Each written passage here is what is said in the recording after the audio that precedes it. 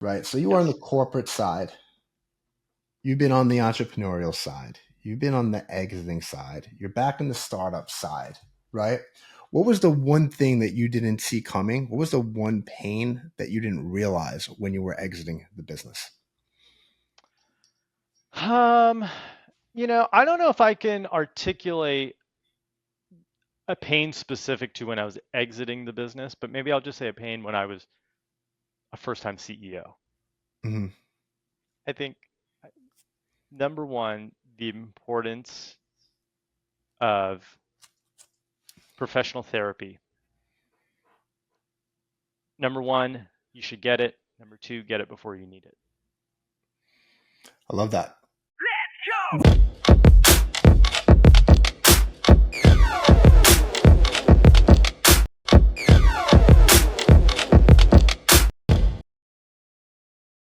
Hey, what's up, everybody? Welcome back to another episode of the Liquid Lunch Project. I am Matthew R. Meehan alongside my partner, the professor, Luigi Rosabianca. What's on tap today, Lou? Matt, you ever do something that you had so much fun doing it, you want to just keep doing it again and again? Being a CEO is the same thing for some of us. So today on the podcast, we have Sahil Patel. Patel is co-founder and CEO of Spiralyze, but that is his second monster company. He first founded ER Express. So today we would like to welcome Sahil Patel, and we're going to learn about the inner workings and the mindset of his CEO. Mr. Patel, welcome to the podcast. Thank you. It's really good to be here. Thanks for having me. So you grew your company, you sold it, you were a successful CEO, and then you said, I had a little bit of practice. Let me try to do this again. What would be a solid takeaway as a second round CEO that you learned from your first at bat? Yeah, I think you got to learn to live in the valley. And here's what I mean by that. The journey of the CEO, just running a company, whatever title you have, there's a lot of peaks and valleys. And in fact, it's most of the time it's more valleys than there are peaks. And if you if you don't learn, and I don't say love the valley, no one loves it, but to live in the valley and say that is part of the job, maybe that even is the job, you're going to be really unhappy. Because I think when you start out, the starting your own company and running it is kind of in a completely irrational idea. You're going to take this idea with nothing and turn it into something. And most of the things you try won't work, or at least they won't work the way you think. Um, Now, there are some companies that just from day one are kind of up and to the right, rocket ship, and I want everyone to have that experience. But the reality is that's more of the exception than the rule. So you're saying not every CEO starts out with a corner office with a view of Manhattan Harbor and a shoe shine guy that comes every afternoon at 3 o'clock, right? Look, even if you do have that and you want to give yourself I got the metaphor, some version of a nice life. And because, by the way, you shouldn't feel too sorry for CEOs. If you've gotten to that stage of life, you're probably doing pretty well for yourself. Okay. Um, Big picture, just whatever your professional goals are and whatever the objectives of the business are, you have to learn to live with the fact that on any given day, you're going to be failing to reach them more often than you are and it's a long game. I ran my first business for 10 years. Um, and just, torturing yourself because every day you wake up thinking, well, I didn't achieve this, or the business isn't where I thought it was, or I thought we were going to go left and we ended up going right. It's difficult to sustain that, because so many things are out of your control. And learning to say, hey, I'm in the valley right now. So This let me isn't good. I got to climb out, but just accept that. That's probably that. I would say that's the number one thing I would, if I went back and told, Sahil from 10 years ago, it's the first thing I'd start with. Well, there's an important thing to keep in mind there, though. You could live in the valley and you can stay in camp with the troops, right? But you have to sell that vision of we're going to the top of the mountain. So how do you keep your mindset straight, knowing that, hey, I don't really know what I'm doing. I don't know if I made the right decision, but I still got to sell the vision. Yeah, I mean, I think you got to sell the vision. Um, I think, well, a couple things there. Yeah, you got to live in the valley. You got to be with the troops. Um,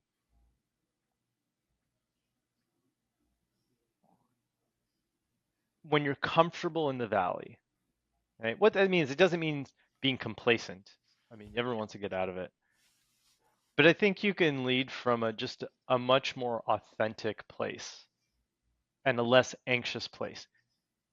I don't think people want to be led by an anxious leader. Right? There's all kinds of bad behaviors that come from that. You know, I'll speak for myself. When I'm anxious, I'm irritable. I don't make good decisions. I'm short with people. Right? That's not what leads people. Even if I Sure. articulate a wonderful vision of what the peak that we're working toward, that's not what I think people gravitate to. And I think when So you kind of are, I don't want to say at peace, that's not the right word, but you kind of say, hey, this is where we are right now, and we're going to get from point A to point B. I think that's what helps make that that vision of whatever peak you're climbing toward sure. credible. Well, for application purposes, because a lot of the listeners are in the trenches in your valley every day. Yeah. What was a day in the life of Sahil like when you were at ER Express? And I'd love to focus on ER Express because you had a wonderful exit there. So Yeah. something in that valley existence worked well for you. Yeah. Well, I'm happy to answer the question. I want to say we had an exit. I don't know if I wouldn't call it a wonderful exit, and I'm not trying to be, uh, humble brag about it. It was an okay exit. And if you looked at it purely on just the paper terms, if you called up my investors, they would tell you it was so-so. And if you had to stack rank it, because I know their portfolio and what other exits they had it from the same cohort of companies, ERXS was probably, just from a financial rate of return, probably not the worst, but among the worst performers. I'm just calling it what it is. Now, that being said, it created liquidity for the investors. It was created a little bit of liquidity for myself and my business partners. Created a long-term home for our customers, most importantly, and also for our team members. So, big picture, it was good. But I think it's important. People see an exit and they assume, well, it was wonderful. The founder's going off. He's going to be on the beach in the Caribbean. He must have cashed a huge check. It certainly happens. It's part of the dream. That's why we do this kind of totally irrational thing. I just want everyone to know you shouldn't look at me and think that's what happened. I want to give you the real, uh, that's how it happened. It still was a good outcome, but yeah, I want to share what really happened. Appreciate that. Okay, that being said, I think the bigger question you asked was, actually, I lost track of what the bigger question you The asked was. question was, what was a day in the What was the valley day in the like life? in at ER? Yeah, at ER Express. So ER Express was a health tech company. We were selling marketing technology, Martech, to use a little bit of software jargon. Um, and it was a B2B to C business. So we sold this appointment booking and digital registration. You can upload your insurance card. You make an appointment, upload your insurance card. You can sign your privacy waiver before you go in to get care. Um, and it was a really tough business. Healthcare is a really tough place. You're One of my investors told me, and I still remember this. He said, "Sahil, one of your problems is you're trying to make money from people who don't have a lot of money. Most hospitals make about 2 cents on the dollar if they're lucky." Okay, so that kind of lesson number one. It's also a small market. There's about 5,000 ERs in the US. There's about another 12,000 urgent cares. That was our market. If you count the CVS Minute clinics, that number goes up to about 20,000 urgent cares.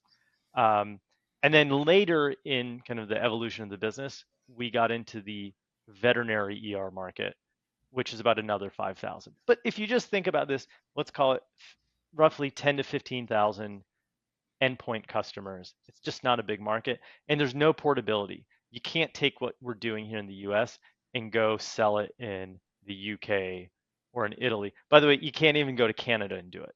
because their regulatory environment for healthcare delivery is just so different, right? So it's the definition of a purely vertical business, almost zero horizontality. So it's a small market, and it's even smaller than I thought it was. By the way, that's before you take into account there's competitors, and there were people that were earlier to this particular product space than we were. So what brought Yeah. you to that idea then before you Well, started? yeah. Here's the thing: I'd been in healthcare already, in Okay. healthcare tech, so I had some background in it. I worked at a really cool company called Meta Assets for 5 years. Great growth story. We had an IPO. By the way, I didn't have anything to do with the IPO. I just happened to be along for the ride and was in the right place at the right time. And I'll probably never have that experience again. You don't realize when you're young how rare it is that a company has an IPO. It was a pain point. Like the idea, if anyone has been to an urgent care clinic or an emergency department, the wait is among the worst parts about it, and it's often inefficient. By the way, it's often for a good reason. If you're someone that's waiting for a while, it probably means you're sick, but you're not that sick. Okay, the heart attacks and gunshot wounds, they're getting in pretty darn quick. But just the whole Moral of the story, Matt, next time your tooth hurts, I'm going to shoot you. The experience is not great from a patient standpoint. So you didn't have to sell people hard on the idea of check in from your phone before you go. Wait at home if you're not in a life-threatening situation. See, by the way, if you go, a lot of hospitals, they'll have 4, 5, 6, 7 urgent care clinics, and some of them at any given time are more busy, some are less busy. So part of what our app did is let you see how busy they are and pick the one, because sometimes the closest one is not the fastest one. So the value prop was pretty intuitive for most people. And the vision was that checking in, booking from your phone would someday become ubiquitous. And that getting also people to choose urgent care, which by the way is a lower cost of care than going to the ER. Think about like the highest possible cost of care, because they have to be prepared to treat the heart attacks, the gunshot wounds, the aortic dissections. Okay. Again, seemed very again, not a hard sell to anyone. But the reality is healthcare is a really tough industry with a lot of competing incentives. But at the time, it seemed like, hey, there's this market. I know healthcare tech. We have this idea. It seems like it should work. There were other people already doing it, so there was some credibility to it. We weren't the first one. Sometimes it's actually better not to be the first mover, because the first movers actually have the difficult job of just educating the market that this product space needs to exist. So there was some early validation of the market.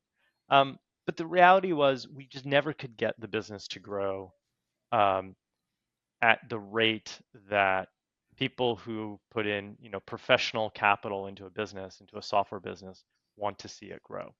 I'm not answering a question about what the day-to-day is like. I'm happy to share that, but I'll come back to it. But that's why we went after this. It seemed like an untapped market, and it was a market that I knew. The fallacy of that sometimes is that, by the way, I knew this early on. Why didn't I listen to it? I don't know. The folly of youth. It's just too small of a market. Small markets are really, really tough. That's a small market? Yeah, it's a small market. I compare it with Spiralyze, the company I'm running now. We help optimize websites to get more people to purchase, or whatever what's called a conversion. It could be adding shoes to the cart. It could be if you're purchasing cybersecurity software, there's no quote, put it in the cart. They're usually signing up for like a free trial, or like basically to talk to a sales rep. It's basically merchandising for a website. Yeah, merchandising for a website. And you want to optimize it. And how can you do it? Most people just make wild guesses about what will work. But through a series of what's called A/B testing, you can measure, hey, if you put, for example, I'll just give you an example. Let's say you're going to buy a pair of shoes. Have you guys bought shoes online? Yes. Yep. Okay. You probably, where'd you buy them? Zappos, Amazon, somewhere else? Amazon, TSW? Amazon a lot. Probably. Yeah. Or probably like one of those like department stores. Yeah. Yeah. Now you might have noticed right before you bought the shoes, there was probably a little thing under the add to cart or buy now thing that said free returns. Yeah. It Yeah. works really well. Okay. You also may have noticed, depending on where you go, it might say something like free shipping. Yes. Okay. I love Okay. free shipping. Now, here's the question. We know they both work on consumers. They're more likely to buy. The question is which one of those two taglines is more likely to get people to buy? Because you don't have room to put both. Hmm. So for me, it's free shipping because I don't return anything. Yeah. Hmm. How would you know? Now, how could you measure that? I mean, is it? Do you do like testing and is it or is it Yeah, like that's psychological? exactly right. Yeah. That's exactly right. So what you do is you do what's called a split test. You use software to automatically let 50% of the visitors see free shipping, 50% see free returns. And then you measure which group buys more. That's awesome. That's what we do. That's what Spiralyze does. By the way, think about what the market for that is. It's unlimited. It's not quite unlimited, but it's very, very large, right? It's not specific to a Yeah. vertical, right? It's not I like see. I see what only you mean because when you were in healthcare, you were limited to like one industry, right? not just one industry, okay? Yeah. Yeah. The US Yeah. Yeah. healthcare, not just healthcare, acute care, not Yeah. just acute care, acute care that is like busy, okay? If you go to Dr. Patel's urgent care clinic in, I'm just going to pick a place in a rural part of Ohio, which is where I grew up. They don't really have a good use. There's not a value prop for what we did because they're the only game in town. Can you lift a hood and tell us a few other little tricks that you implement or your Spiralyze implements to kind Yeah. of? Yeah, please. No, I, let's talk about I, that. I love these little tricks. Yeah, look, a few tricks. And I'm going to focus on B2B websites, business to business websites, Sure. because that's where we have the real expertise. I'll share three things. So one is showing the product. Okay, show the product. Why do people come to a software B2B SaaS website? Because they're interested in the product at some point. Now they might be early in the journey. They're like, hey, my boss told me to go. We need a new accounting package. Let's go find three and check them out. It could be, I have this very specific pain point, and I need a new accounting software tomorrow. Okay. Everything in between. It's amazing how many companies put stock photos. Happy people hurt conversions. I see this over and over. They put stock photos of someone holding a tablet, pointing at it, sitting at a laptop, doing something. Now, the thinking is, oh, we'll show what our customer looks like, and then our audience will say, oh, they're like me. But in fact, and we know this because we've measured it, the data shows when you just show your audience the actual product, you get more conversions than if you show stock photos of happy people. Okay. So That is imagine this. so, Can you that is imagine so go ahead. commonsensical. It's disturbing why we haven't caught that earlier. I don't know why. Okay. Imagery really matters. Your brain processes, let's talk about why this works. Your brain processes images faster than words. And a great test of this is to take your homepage. By the way, everyone who's listening can do this. Take your homepage in your browser, right click. It's easier if you're using Chrome as your browser. Okay. And Google Translate will pop up when you right click and just choose a language that your friends don't speak. Could be Arabic, could be Urdu. I love Arabic too because most people in the US don't speak or read Arabic at least. And then show it to 5 people who kind of know you but don't necessarily know your company or your product, and just ask them, what do you think this company does? Okay. Now you're looking for a category answer.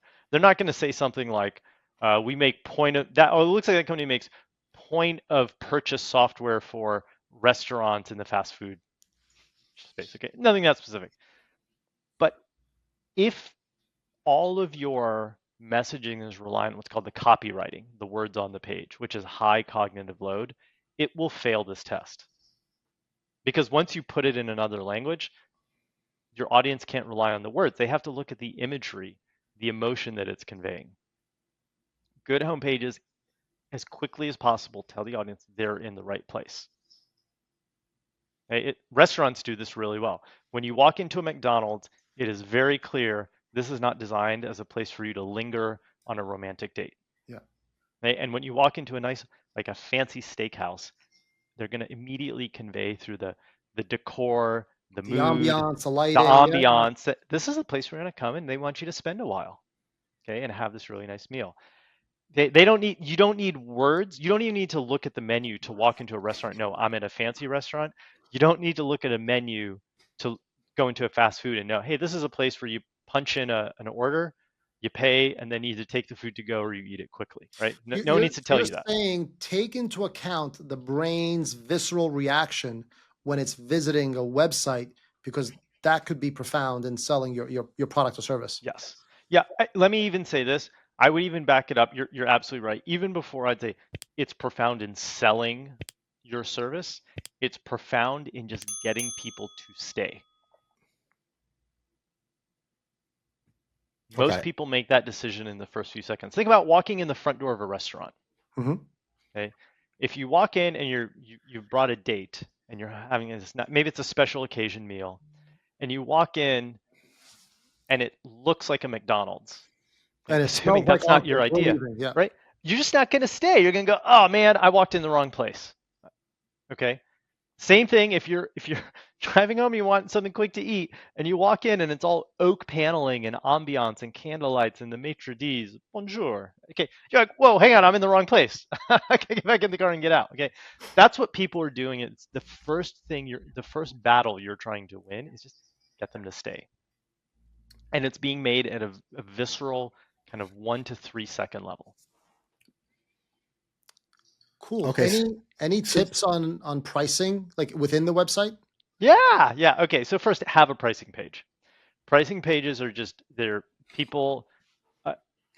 For some of our clients, the pricing page, by the way, gets more traffic than the homepage. Huh.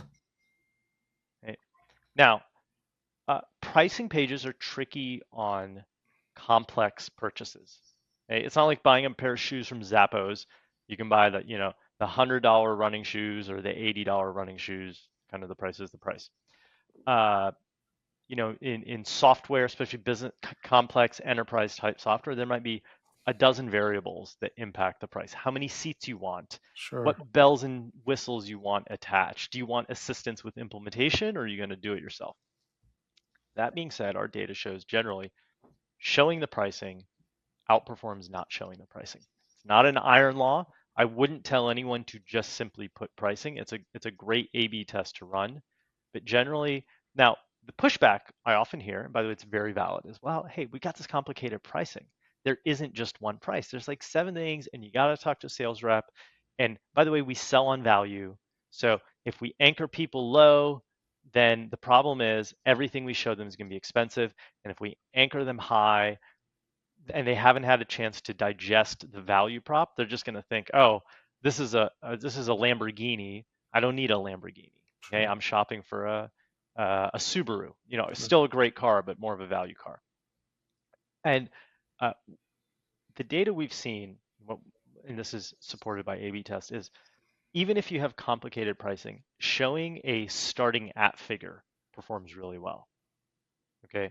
And by the way, a great example of this is Calendly. Are you guys familiar with Calendly, the self-scheduling? yes. Yeah, we use it. Yep. Use it. Great. Okay. Now they serve, by the way, everything from the single, like I'm just like a consumer and I want it to make scheduling easier. And there's a freebie version.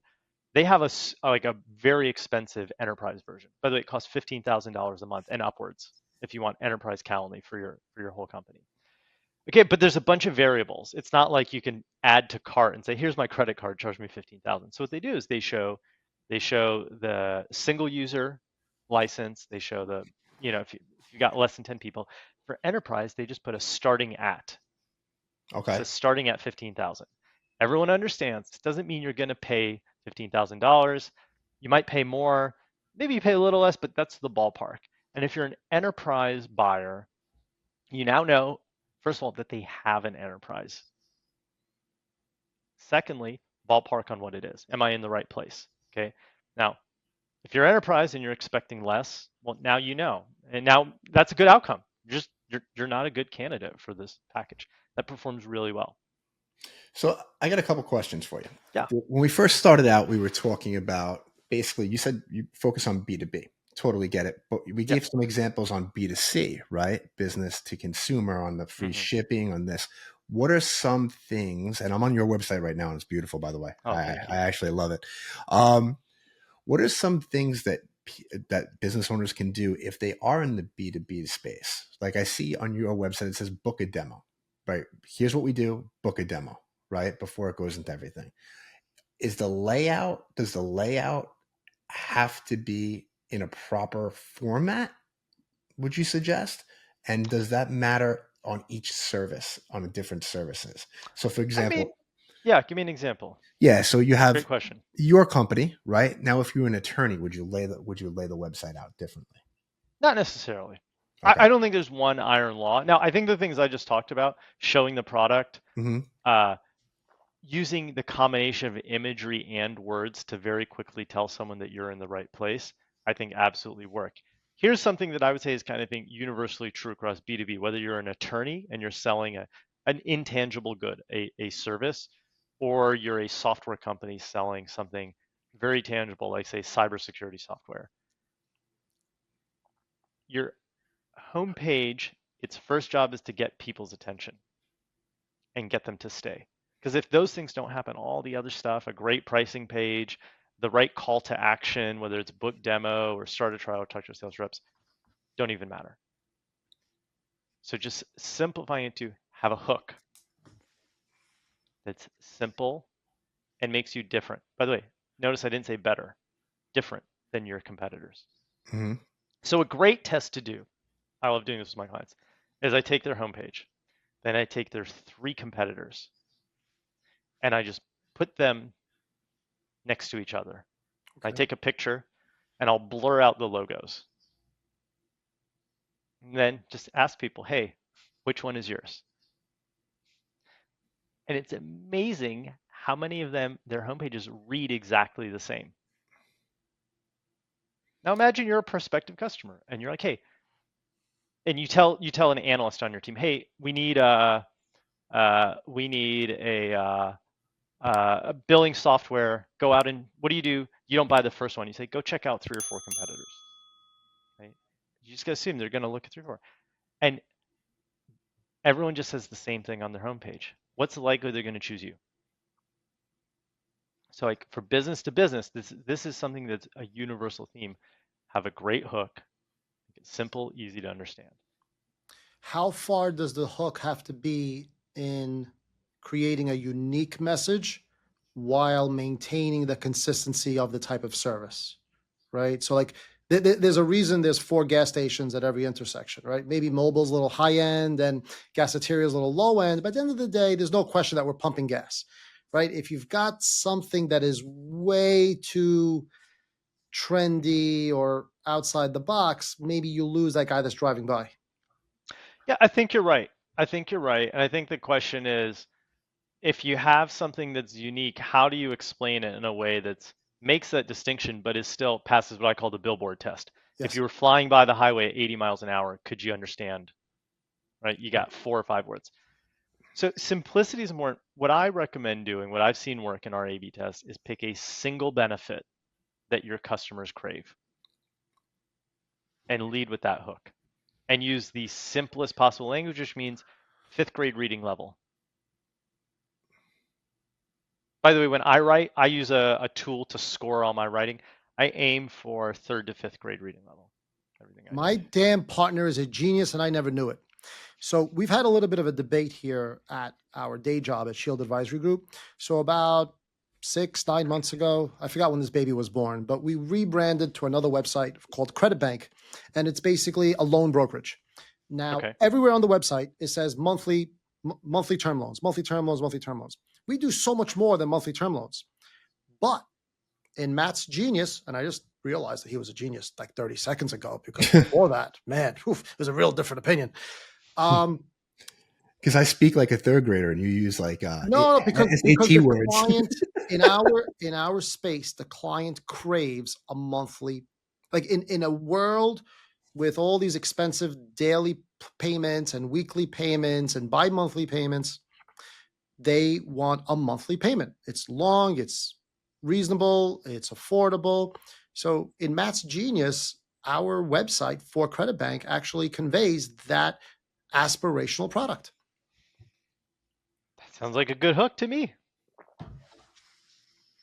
Now, But we don't after offer free the hook, shipping though. We got to work on that. now after the hook is where you have the opportunity to make that hook credible. The other mistake, the second mistake after, making something that's too complicated or aspirational, when I see someone say, "We believe blah blah blah," I immediately know, okay, this is not going to convert. Uh, or now there's the idea of like you need to solve the pain, get them to identify the pain. I think there's some nuance here, but in our A/B test, we generally find if you just lead with the like just the pain, it's not a good enough hook. It's worth testing, but most of the time, just saying like just the pain point isn't enough. You have to explain what you're for, not just what you're against. Okay. The second mistake, but let's say you solved all those and you're writing it using simple language, 3rd to 5th grade reading level. What's called the subhead. Subhead is just a word for everything that comes below the heading. Okay, words, imagery, but let's choose the words. The mistake I see people make is they try to introduce new claims, new benefits, instead of making the main claim more credible. So you have this nice big benefit. Tell me again, yours is it's monthly billing, right? For your website. Man, I'm going to let you run with it. It's your brainchild. Oh no, it's so we're in the lending space, so it's monthly term loans for monthly. business. Monthly. Sorry. Okay. By the way, I love that. It's a few words. I kind of generally get what it is. Mm-hmm. You're probably going to put maybe a few lines under that headline. It could be some bullet points, could be a couple short, punchy lines. Don't start telling them about the other great things like your great customer service or how quickly they get the money or all these other things. Instead, make that main claim more credible. Because Okay. if you leave them hanging, they're like, okay, this is a hook. Why should I believe this hook? Can you give us some examples with clients, without giving clients names, but on clients where you've actually applied that and how like a small business owner that's listening can apply it to his or her business, please? Yeah, so I'm not going to tell you their name, but I'll bring up an example. Give me just a moment here. I can be specific. Cool. That would help. Humans work best with case studies. Matt, I honestly owe you an apology. I take back all the bad things I said about you and this idea over the last 6 months. I'm really sorry, buddy. I love you. Okay. So here's a test hang on, let me look at the original one. Okay. So here was the original version of their landing page. Okay, this was a company in the billing automation and invoicing space, B2B. Okay. And the headline on the page said, transform your recurring revenue. Vague. Like, yeah, vague. Transform? Like What does that mean? what? Yeah. Yeah, what does that mean? I have no idea what they do. What's the hook? By the way, you could put that headline on, if you took those 3 competitors, it works on everyone's landing pages. Okay. And here's what we tested against it. Boost revenue 14% by automating subscription management. Oh, that's much more clear. I know what they do. Yeah, now it's a little wordy, okay, but they had a pretty specific, they sell into the FP&A, sure, the kind of the billing and AR and AP office people, so they can take a little bit of... It's wordy, but you're not losing anyone. It's what? 12 words, not a big deal. Yep, it's 12 words. Now, below that, we had 3 bullets. By the way, 3 is the magic number, and each bullet is only 2 lines. And each sentence leads with a specific word. Billing is the first bullet. Reporting is the second bullet. Cash collection is the third bullet. Okay. So now, then behind each bullet, there's a little bit of elaboration. What those do is it make it more believable that this particular software solution can automate subscription management. It's a single hook. It's not the only thing they do. It's not even close to the only thing they do. but it very clearly gives people like a specific reason. Now, you got to, by the way, who can you ask? Talk to your sales reps. Sales reps know the best hook. Why? Because they make a living. And if they don't lead with the best hook, people, you know, don't listen. So sales reps are great at knowing what's the best hook. Do you have a copywriter or copywriters at Spiralyze? Because I imagine like the Yeah. text here is so important. Yeah. I mean, we have about 185 people, and certainly we have a group of very talented copywriters who are specialists in the kind of copy that gets conversions for B2B websites, B2B So SaaS websites. in your business model, right? So client comes to you. I see it on your page. You have flat fee, you have performance fees, you have a pilot fee, right? How long does the client stay with you? Or do they come to you every time they launch a new product and they need a specific landing page? They come to you just to revise their landing page? Some of them do what's kind of episodic work, but about 90% of our clients are recurring, working with us every month. We start with a 3-month pilot, and once you find gold, you want to keep digging. And so, yeah, most of our clients now, there are just for anyone who's listening that knows a little about conversion rate optimization, there is diminishing returns. The idea that as you do something, okay, same thing with like if you're in the like keep the metaphor of digging for valuable gemstones. Sure. At some point, you've mined all the value out of the land, and digging more, you're going to get less and less and less. That is true for CRO. Most of our clients on average stay with us between 24 and 36 months. And we're Okay. very upfront about that. This is not a, for the rest of your life, have a subscription to Spiralyze. Is it worthwhile you lowering your fees to meet that diminishing return just to keep them in the family? The answer is no, because the first thing we start with is our clients should be getting 5 to 10 times the value, Okay. their fees. We'd rather just be upfront and say, hey, there's diminishing returns on conversion rate optimization. There is a point where maybe you should keep doing it, but you probably don't need to have a partner doing it with you. You can probably do it in-house. Are you guys just working on landing pages and websites, or are you actually helping them with ad copy too and doing social and advertisements? We don't do that stuff. There's a lot of other really good companies out there that have the expertise. There's 2 problems kind of every website is trying to solve for. First, getting the traffic, and then converting the traffic. We work on that second one. There's a lot of other good companies that have the expertise to do the first one. Sahil, do you have any tips for small business owners on how they can run this high velocity testing that you've mentioned a few times without having exorbitant costs? I mean, you have a very robust team behind you. We do. Just to be clear, we're kind of I would not mince words. We're a premium product, and there's a level of traffic you need to have, and your product needs to be charging enough that our kind of fee structure, the math works out. I think if you're a smaller business, first the thing I think is you have the question: should you be testing at all?